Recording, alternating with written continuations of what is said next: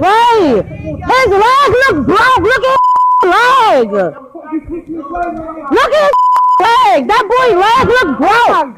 His leg broke and y'all dragging him like that.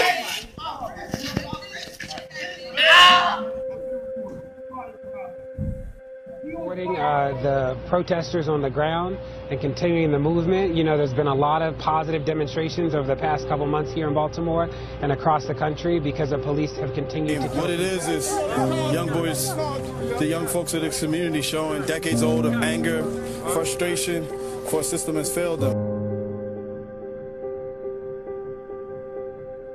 It goes with the saying, extreme times call for extreme measures. You know, when you want to prove specific points to anybody and to be global with it, you go and you do extreme things to prove what you want done. So, you know, with the fact that they was doing all this, burning everything, you know, it was just to prove that they wanted justice. They were tired of being overrun by government officials and the police system. They was tired of the justice system because all of this stuff going on, you know, the police officers are getting away with it, and people are getting tired of it, tired of losing their kids to little petty stuff, and they're never getting justice for it.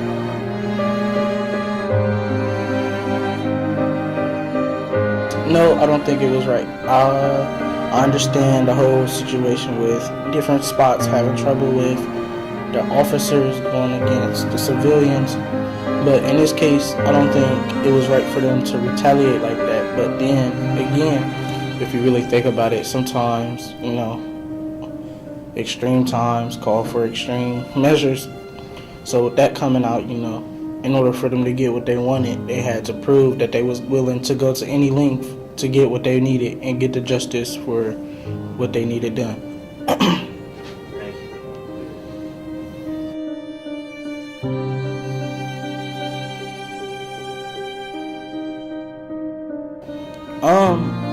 In my opinion, I'm not going to say the purge and these riots are the same.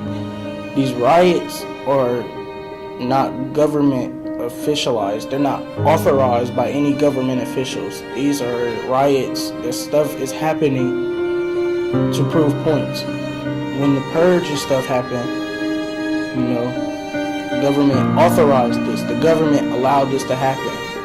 The government was using the purge as a way of cleaning out your sins, cleansing yourself under the words of God, as they would say. But, you know, these Baltimore riots wasn't doing nothing but, if you want to go into this whole religious thing, it wasn't nothing but adding sins into what you already have. And that's my opinion.